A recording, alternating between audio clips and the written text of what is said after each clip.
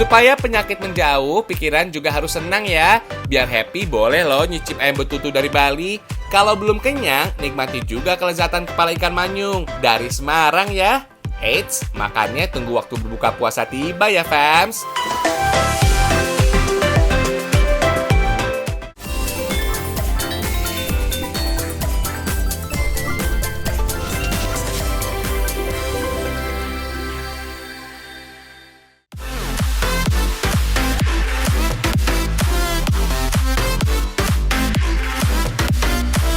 Kalau dengar kata betutu, pasti identik dengan sajian lezat ala Pulau Dewata. Pelopornya Niwayan Tempe, warga Abiansi, Kabupaten Gianyar. Katanya sih, ia mulai meracik ayam betutu sejak tahun 1976. Saking enaknya, kelezatan ayam betutu dari Gianyar menjadi populer dan menyebar hingga ke seluruh Bali. Predikat Bali sebagai pulau pariwisata kelas dunia membuat apapun yang tercipta dari sini menjadi pusat perhatian, termasuk adat budaya, kesenian, serta kulinernya yang selalu menarik buat diicip-icip. Berhubung masih harus di rumah aja, kita bocorin deh resep lezat ayam betutu dari Bali. Masak ayam betutu butuh ketelatenan karena makan waktu cukup lama. Bumbu rempah yang dipakai juga berlimpah. Bumbu juga harus ditumbuk supaya mudah meresap ke dalam daging. Perut ayam juga harus penuh dengan bumbu halus ya fams. Bungkusan daun pisang dan pelepah pinang pada bagian luar supaya ayam gak hangus dan aromanya mantap. Supaya daging matang, bungkusan ayam betutu jangan sampai tersentuh dengan api. Caranya cukup dikepung dengan bara sekam seperti ini aja. Lalu dimasak secara perlahan dengan durasi yang cukup lama. Kebayang dong rasanya, pasti lezat. Oh iya fams, memasak betutu dengan api sekam disebut dengan ayam betutu basah. Kalau ayam betutu kering sih lebih mudah membuatnya. Ayam nggak perlu dibungkus daun pisang dan ditimbun api sekam. Kalau sudah diberi bumbu, langsung aja digoreng sampai matang. Wah, jadi nih fams.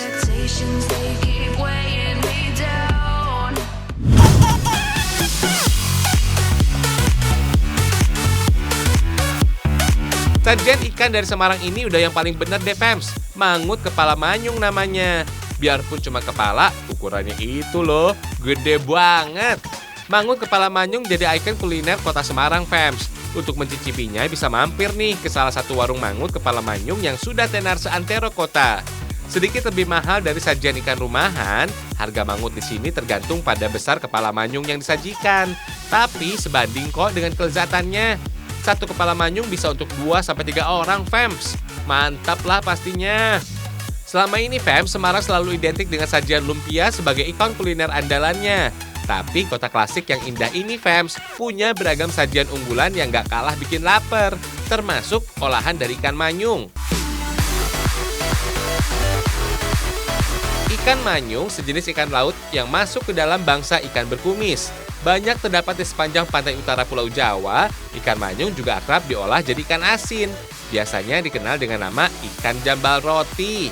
Oh iya, mangut adalah istilah pengasapan ikan dalam bahasa Jawa. Teknik warisan nenek moyang ini membuat kadar air ikan jadi sedikit dan tahan lama. Sebelum teknik pengasapan populer, fams, ikan biasanya cuma dijemur di bawah terik matahari. Saat musim hujan tiba, ikan terpaksa dikeringkan dengan bantuan panas api. Hasilnya ternyata lebih enak dengan aroma asap yang menggugah. Kalau sudah diolah, menu masakan kayak begini so pasti istimewa, fams. Pedas, gurih, dan agak asam campur-campur jadi satu. Biasanya, fams, satu kepala ikan manyung beratnya bisa 2-4 kg, fams. Mantap lah, diolah dengan aneka bumbu rempah yang melimpah. Ada sekitar 15 bahan dan bumbu rempah yang diperlukan, fams. Mulai dari yang pedas seperti cabai sampai yang beraroma khas seperti pete. Mantap! Sebagian bumbu diulek halus, lalu ditumis hingga harum. Kalau yang suka pedas menggigit, cabainya bisa dibanyakin kok, fams. Jangan lupa santan untuk kuah gurihnya. Kombinasi antara racikan santan dengan kepala manyung membuat rasanya jadi manis, pedas, dan gurih-gurih. Yummy! Gak usah lama-lama, fams. Berhubung kepala ikan udah matang diasapi, 15 menit memasak, sajian mangut kepala manyungnya siap buat disantap.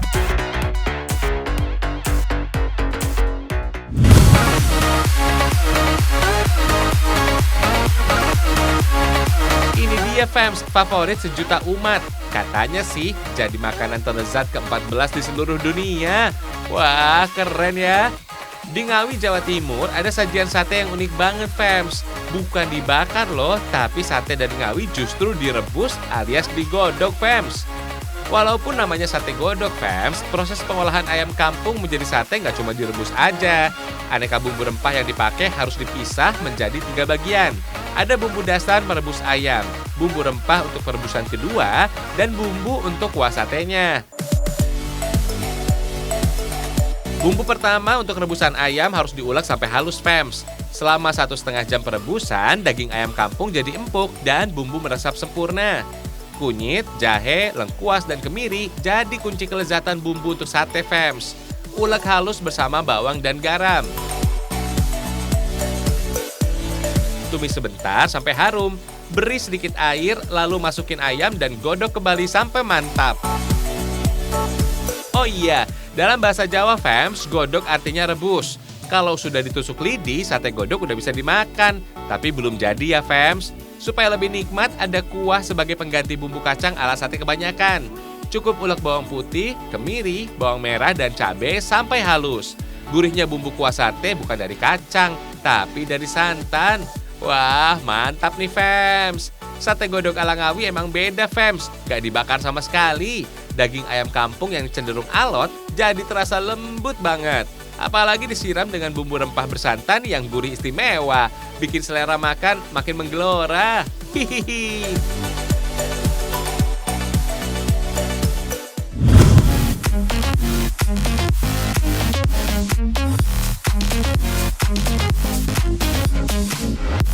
Menu kepiting ini fams spesial dari Tanah Ngapak. Namanya kepiting blenes. Perpaduan antara gurih manisnya daging kepiting dengan bumbu rempah pedas yang dominan, endes surendes. Selain punya daging yang tebal, kepiting bakau dari Cilacap ini kaya manfaat. Udah lezat, sehat juga didapat. Mantap! Memasak kepiting yang bercangkang keras emang butuh perlakuan berbeda. Kalau bumbu rempah yang dipakai seadanya, gak mungkin bisa meresap dengan sempurna. Aneka rempah dengan rasa dan aroma pedas yang kuat dibanyakin ya fams. Oh iya fams, cangkang keras pada kepiting sebenarnya bentuk pertahanan diri dari predatornya tuh. Capit yang jadi senjata andalannya justru menyimpan daging yang paling enak loh. Merica, kemiri, bawang putih, jahe, dan kunyit juga jadi jurus buat hilangkan aroma amis kepiting. Biar makin mantap, pakai banyak cabai-cabean ya fams. Hihihi. Tumis bawang merah ya. Cara ini ampuh memperkuat aroma harum tumisan bumbu halus loh. Memasak kepiting juga nggak butuh waktu yang lama. Sama seperti udang atau lobster yang tinggi kandungan protein, kepiting juga berubah warna jadi oranye kemerahan saat sudah matang. Mantap ya fams, kepiting blenes ala kampung lautnya siap disajikan nih. Sesuai dengan namanya fams, kepiting bakau mudah dijumpai di kawasan perairan hutan mangrove atau tanaman bakau. Di Cilacap, Jawa Tengah ada kawasan bakau yang indah banget pemandangannya. Jangankan ikan atau udang, kepiting bakau yang ada di sini juga banyak fams. Nelayan di Cilacap memang jago berburu kepiting. Biasanya sih mereka memakai alat khusus yang disebut pintur. Di dalam pintur ada umpan buat kepiting fams. Kalau lagi beruntung 1-2 jam umpan bisa dimakan. Tapi bisa juga loh sampai seharian. Hihihi, sabar ya.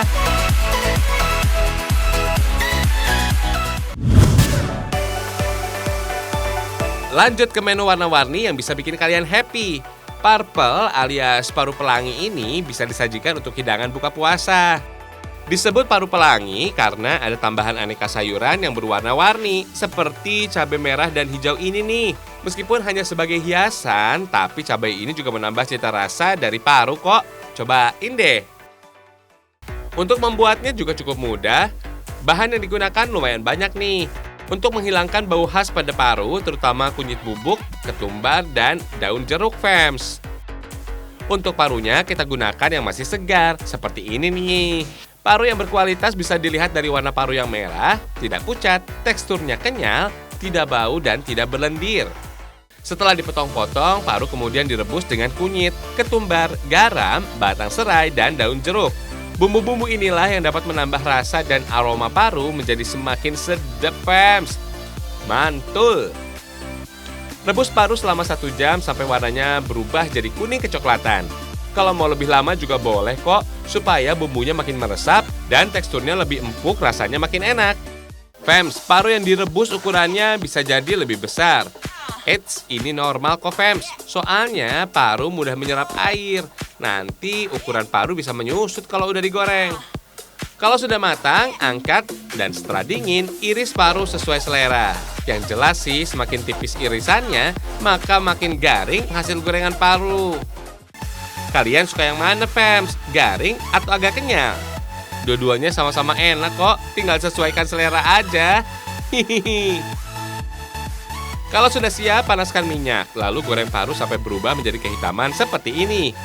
Diamkan sampai tekstur paru benar-benar garing. Kalau sudah matang, tinggal angkat. Selanjutnya, siapkan bumbu pelanginya, Fems. Iris bawang bombay, bawang putih, bawang merah, cabai merah, dan cabai hijau. Tumis bawang bombay hingga harum. Kalau sudah berubah kekuningan, kita masukkan semua bahan yang sudah dirilis tuh. Tuh, udah kayak pelangi kan, Fems? Ada merah, kuning, dan hijau. Tapi sayang, gak ada warna birunya. Hehehe. Agar rasa bumbunya makin segar, jangan lupa tambahkan irisan tomat, daun jeruk, daun salam, dan batang serai. Kalau sudah harum, baru masukkan paru. Tambahkan saus tiram, garam, dan air asam jawa, supaya makin mantul. Nah, purple-nya udah jadi nih. Langsung aja kita angkat dan sajikan yuk. Sebagai pemanis, jangan lupa tambahkan taburan wijen di atasnya. Oh iya Fems, selain paru pelangi, ada juga nih paru rica. Kalau soal rasa, paru rica jauh lebih pedas. Pokoknya recommended deh buat kalian yang suka pedas. Rasa pedasnya menggigit lidah, bisa bikin mandi keringat tuh.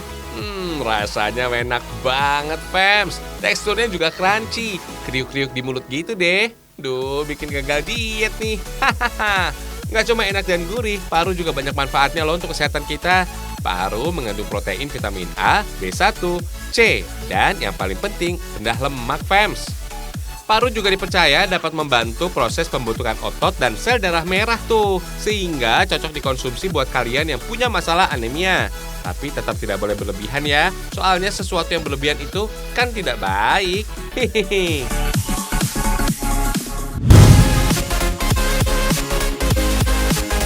Fems, berburu kulinernya kita lanjut ke Maluku. Ada kudapan gurih dan nikmat kesukaan warga kota Ambon. Namanya kue cara ikan asar. Ikan asar ini, Fems, memakai ikan khas dari Ambon yang diolah dengan cara diasapkan. Asar dalam dialek Indonesia Timur berarti asap. Proses pengasapan bisa membuat ikan asar jadi awet loh, Fems. Apalagi kalau nggak dimakan. Hihihi. Biasanya sih Fems, ikan asar dibuat dari ikan tongkol, cakalang, atau tuna. Daging ikannya tebal dan cocok deh buat diasapi. Hasil jadinya, ikan asar ini berbeda dengan cakalang fufu atau ikan asap ala Sulawesi Utara. Tapi konsep dan teknik pengasapannya masih sama kok Fems. Sekitar 8 jam ikan laut yang sudah dicuci bersih dan ditusuk dengan bambu bisa matang karena terpapar asap panas bara api di bawahnya. Pengasapan ikan asar bisa juga diatur sesuai kebutuhan. Ada yang mentah, setengah matang, dan matang. Semuanya enak kok, diolah jadi beragam jenis masakan. Kalau berkunjung ke kota Ambon, ikan asar inilah yang sering dibawa pulang sebagai oleh-oleh khas oleh para wisatawan. Murah meriah, Fems. Kue cara ikan asar ini juga bisa jadi pilihan selain diolah jadi makanan berat. Berhubung rasanya nggak manis sama sekali, isian kue cara penuh dengan rempah dan bumbu dapur pelengkapnya. Ulek semua bumbu sampai halus ya, Fems. Jangan lupa, ikan asarnya juga digilas sampai halus. Tumis bumbu sampai harum, dilanjut dengan ikan asarnya. Beri santan secukupnya biar makin gurih. Kalau takaran santan sudah berkurang, Fems, isian kue cara udah jadi nih. Kalau adonan kuenya udah jadi, tinggal dipanggang aja nih, Fems. Jangan lupa tambahkan isian ikan asarnya ya. Durasi memanggangnya, Fems, cuma 10 menitan aja kok. Ayo, siapa mau? Lumayan nih buat menu buka puasa. Hihihi.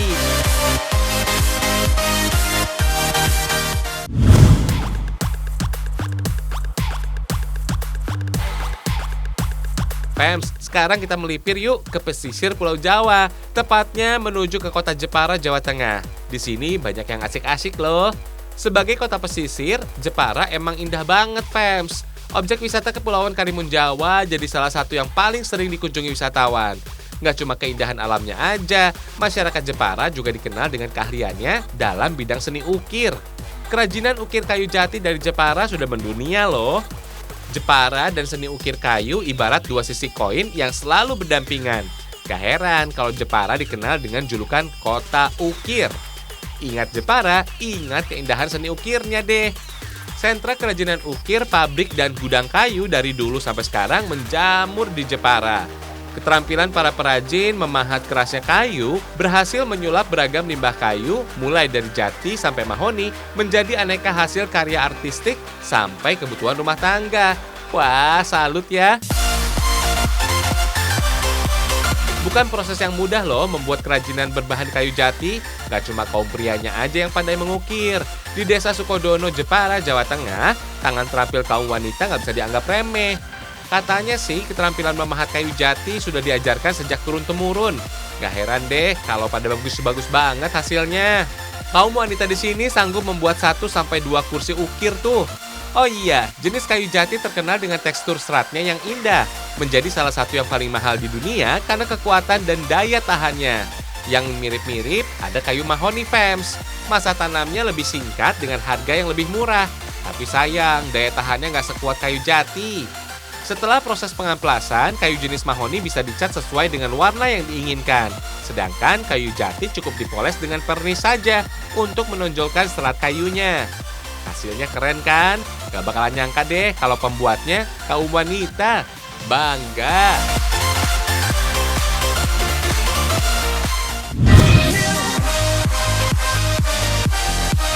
Kalau dunia sudah pulih dari wabah corona, boleh banget nih kita nikmati lagi indahnya alam bumi pertiwi. Dari panas teriknya pesisir utara Pulau Jawa, ada surga tersembunyi di tanah kelahiran Ibu Kartini. Yuk kita melancong ke air terjun Setatah yang berada di desa Batealit, Kecamatan Batealit, Kabupaten Jepara. Tepatnya berada di sebelah barat objek wisata Wonopinu Setro. Kalau udah sampai sini, gak basah, gak asik, Fems. Kita lanjut main air dan berendam sepuasnya. Dinginnya mata air nyenggerin banget deh. Lelah selama perjalanan hilang, badan jadi adem banget. Tapi awas, jangan sampai lengah ya, Fems. Soalnya di beberapa bagian air terjun sedikit licin. Kalau sampai terpeleset, bisa berbahaya tuh. Suasana yang tenang dengan pemandangan alam yang menawan, sungguh sayang kalau nggak diabadikan. Wisata air terjun Setatah yang masih sangat alami, bikin pengen terus datang lagi dan lagi. Hihihi. Tapi ingat ya, Fems, jangan rusak alamnya dengan buang sampah sembarangan.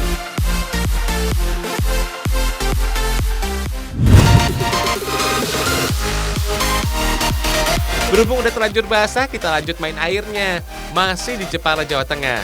Ada nih tempat main air yang recommended banget. Cocok deh dikunjungi bersama keluarga untuk mengisi liburan. Tapi nanti ya, kalau corona sudah sirna.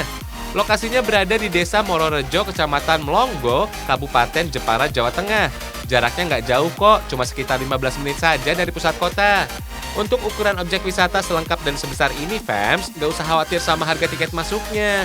Sebanding banget kok sama rasa bahagia yang bisa kalian dapat. Taman rekreasi ini menyuguhkan beragam fasilitas permainan yang menarik dengan seluncuran air yang berbeda.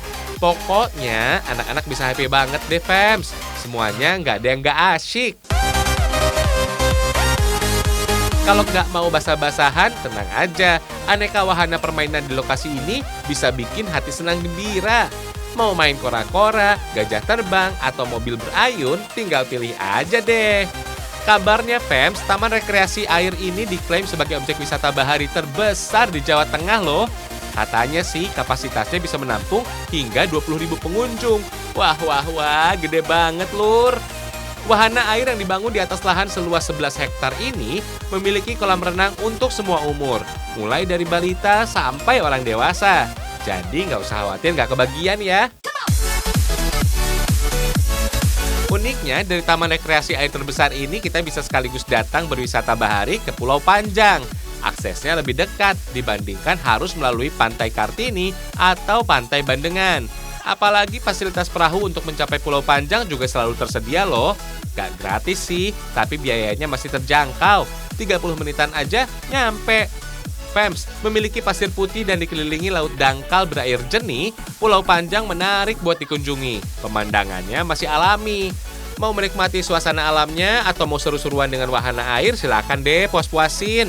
Yang lucu dan seru, main donat boat, Fems. Badan udah kayak diombang-ambing, Fems. Persis kayak cinta aku yang gak jelas di mata kamu. Hihihi, apa sih maumu?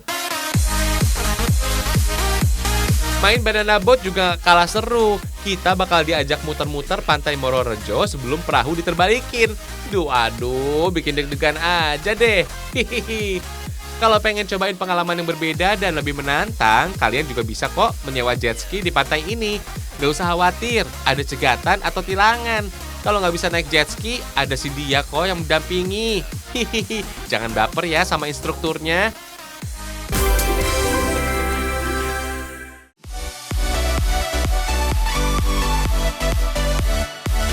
Sementara senang-senangnya dari rumah dulu aja ya, Fems. Gak apa-apalah, biarkan bumi istirahat sejenak dari kita yang selalu bikin gaduh. Yang terpenting sih, ragam Indonesia, satu Indonesianya, berjuta kekayaannya. Semoga wabah corona segera punah. Amin.